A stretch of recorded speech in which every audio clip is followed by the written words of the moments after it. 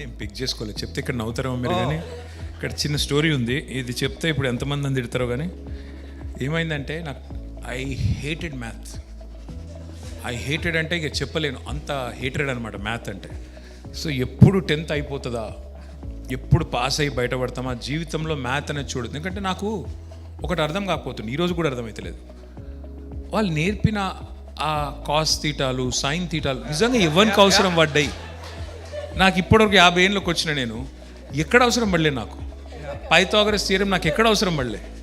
మరి ఎందుకు నేర్పించిండ్రు, ఎందుకు సావగొట్టిండ్రు, ఎందుకు నన్ను అప్పుడు సతాయించిండ్రు, ఇప్పటికి కూడా అర్థమవుతలేదు.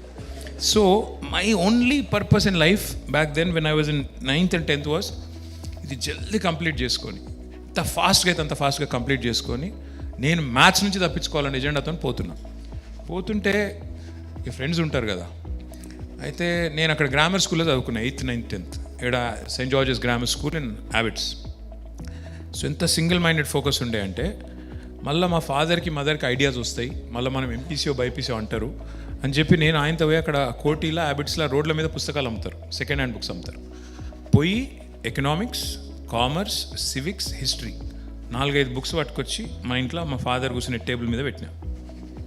Positioning strategic. So he came, he saw, he's like, what is this? I said, I'm very interested in liberal arts. అప్పుడు లిబరల్ ఆర్ట్స్ అనపోతుండే, ఏమంటుండదని సిఈసి హెచ్ఈసి హెచ్ఈసి అంటే ఆయన అన్నారు ఎందుకు అన్నారు. ఎందుకంటే నాకు చాలా ఇష్టం అన్న, మనం చెప్పలేం కదా మ్యాథ్ రాదు అని. సో ఈ సైడ్ ఓకే నీ ఇష్టం రా అన్నారు. అన్నాక ఓకే మంచిగా లిబరల్గా ఆయనది ఏముండే అంటే కాన్సెప్ట్, నువ్వు సివిల్ సర్వెంట్ కావాలి, యూపీఎస్సీ రాయాలి, ఐఏఎస్ ఆఫీసర్ కావాలి అనేది ఆయనకు ఒక ఖ్వాయిష్. సో నో ప్రాబ్లం డాడీ చేస్తా అని చెప్పిన. మనకు అప్పుడు తెలియదు కూడా తెలియదు, ఆ నిమిషానికి ఆ రోజుకి చెప్పేస్తే ఆ రోజుకి ఇంకా మళ్ళీ సతాయించారని చెప్పిన. తమాషా ఏమైందంటే ఈ లోపల ఇక్కడ అప్లై చేసిన ఒక 4-5 కాలేజీలలో మా ఫ్రెండ్స్ అందరు అప్లై చేస్తుండే. ఇక్కడ సంజీవ్ రెడ్డి నగర్లో ఉంటుండే అప్పుడు కాలేజీలని, దాని పేరేంది, సిద్ధార్థ అని ఒకటి ఉంటుండే, గౌతమి అని ఒకటి ఉంటుండే, రకరకాలు ఉంటుండే. ఇప్పుడు పోయినాయో కానీ. సో వచ్చినాయి, అందులో సీట్లు వచ్చినాయి. 10th మార్కులు డీసెంట్గా వచ్చినాయి, అందులో సీట్ వచ్చింది. పోయి జాయిన్ అయిటోనే. ఈ లోపల నాకు ఒక ఫ్రెండ్ ఉన్నాడు, యూజ్లెస్ ఫెలో. వాడు కళ్యాణ్ అని, ఇప్పుడు మొత్తం పేరు చెప్తే బాగుండదు కానీ వాడి పేరు కళ్యాణ్. వాడు విజ్ఞాన్ కాలేజ్లో పోయి జాయిన్ అయ్యింది. వాడు జాయిన్ అయ్యి వానికి ఏదో ఆస్తమానం, వీడు కాదు ఇలా లేడు వాడు,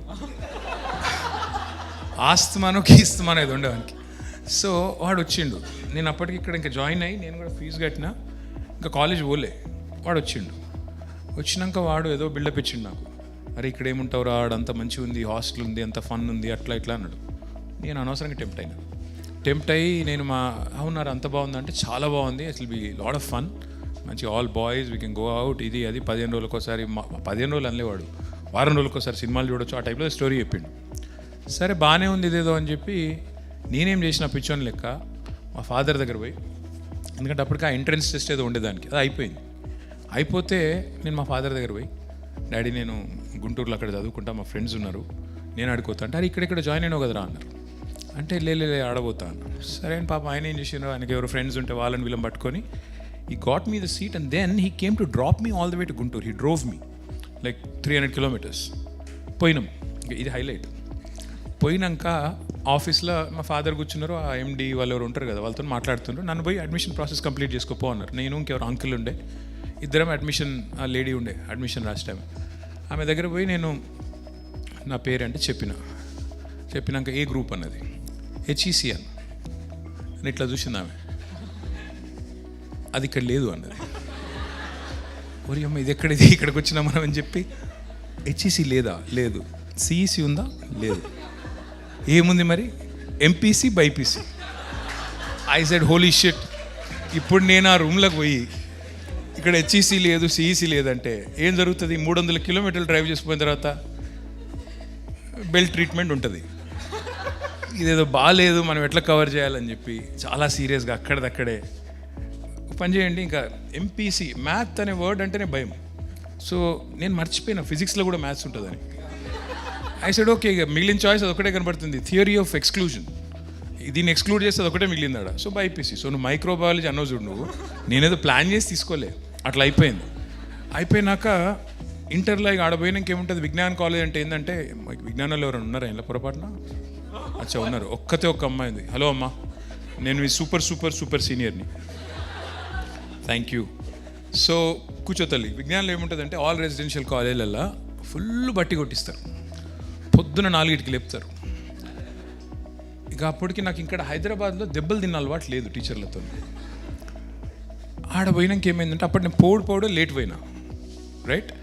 పోయినాక ఇట్లా అన్నీ రాపిస్తున్నారు. ఏంది సెకండ్ లాంగ్వేజ్ ఏంది అన్నారు. తెలుగు అన్న. తెలుగులో మార్కులు రావు, సాంస్క్రిట్ తీసుకో అన్న. సరే ఓకే మీరు చెప్తున్నారు కదా రాసుకోండి, దానిలో ఉంది. రాసేసాను. అప్పటికే కాలేజ్ స్టార్ట్ అయ్యి 15 days అయింది. నేను పోగానే తెల్లారి టెస్ట్ పెట్టిండ్రు. మనం హైదరాబాద్ కదా, మనకి హిందీ వచ్చు అన్న ఫీలింగ్లో మనం ఏం చేసినాం, చాలా క్యాజువల్గా చదువుకున్నాం. టెస్ట్ ఉంది రేపు, అదేముంటాయి అవి రామవు రామాభ్య ఏదో ఉంటుంది. నేను చాలా ఇది ఏముంది, what is this non sense, I'm from Hyderabad, this is Guntur టైప్లో. గుంటూరు వాళ్ళకి ఏమింది మనకు వచ్చిన బిల్డప్ అని చెప్పి ఆయనతో నేను ఇక్కడ కరెక్ట్గానే అనుకున్నా. రాసేటప్పుడు ఆ చుక్కలు పెట్టుడు పైన ఈ తోకలు పెట్టుడు ఉంటుంది కదా, సరిగ్గా పెట్టలే. అనుడు ఇక్కడ కరెక్ట్గానే అనుకున్నా, అక్కడ రాకపోవట్లు ఏమైంది. తెల్లారి చూస్తే సీతారామయ్య గారు అని, మరి సార్ ఉన్నారో లేరో ఇప్పుడు, కానీ ఆయన మా సాంస్క్రిట్ టీచర్. తెల్లారి రిజల్ట్స్ వచ్చినాయి, పిలిచిండ్రు. అది మా క్లాస్ ఎట్లుంటుండే అంటే ఇట్లా ఒక రెక్టాంగిల్ లెక్క ఉండి ఓన్లీ 1 entry and exit. పిల్లలు పారిపోయేందుకు కూడా స్కోప్ లేదు, దానికి అడ్డంగా ఆయన కూర్చుంటుండే. సో పిలిచిండ్రు, అందరిని ఒక్కొక్కరిని పిలుస్తున్నారు. నా పేరు పిలిచారు. పిలువగానే నేను పోయిన క్యాజువల్గా. అప్పుడు హైదరాబాద్ కొత్తగా స్టైల్గా మనం పోతిమి. దగ్గర పోగానే ఎగ్జామ్ ఎట్లా రాసినవరా అన్నాడు. బాగా రాసిన సార్ అన్నాడు. సూపర్ కాన్ఫిడెన్స్, అంటే ఇక మామూలుగా కాన్ఫిడెన్స్ కాదు. అనగానే ఇట్లా పేపర్ ఇచ్చిండు చేతికి. చూస్తే 4 out of 25.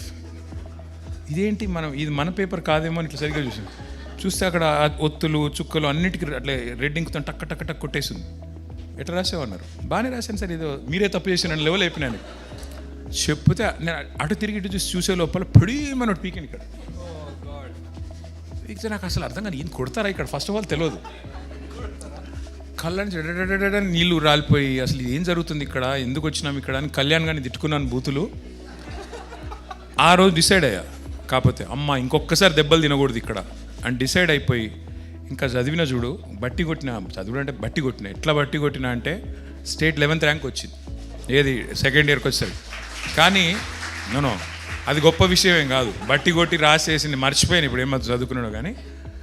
కానీ ఎంసెట్లో సీట్ రాలే. ఎంసెట్లో 1600 ర్యాంక్ వచ్చింది. అప్పుడు ఏంటంటే 500 లోపల వస్తేనే మెడిసిన్ సీట్ వస్తుంది. నాకు అగ్రి బీఎస్సీయో బీ ఫార్మసీ ఏదో వచ్చింది.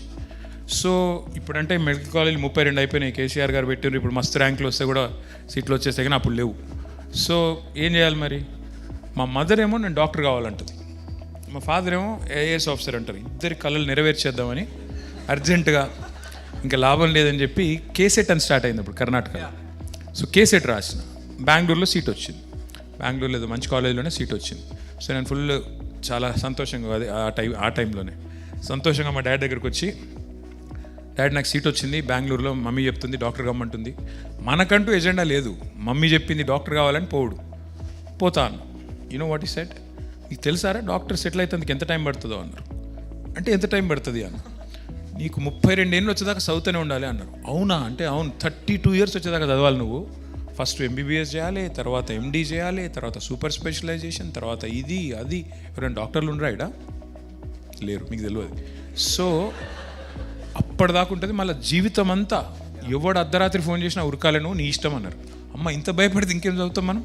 చిచ్చి ఇదేదో బాగాలేదు, సప్పుడేక మనం హైదరాబాద్ని ఉందామని చెప్పి ఇక్కడ ఏమేమి కాలేజీలు ఉన్నాయో అప్లై చేసిన. అట్లా బీఎస్సీ మైక్రోబయాలజీ పోయినా. నాకు ఓ ఎజెండా పెట్టుకొని పోలేదు, అట్లా వెళ్ళిపోయాను.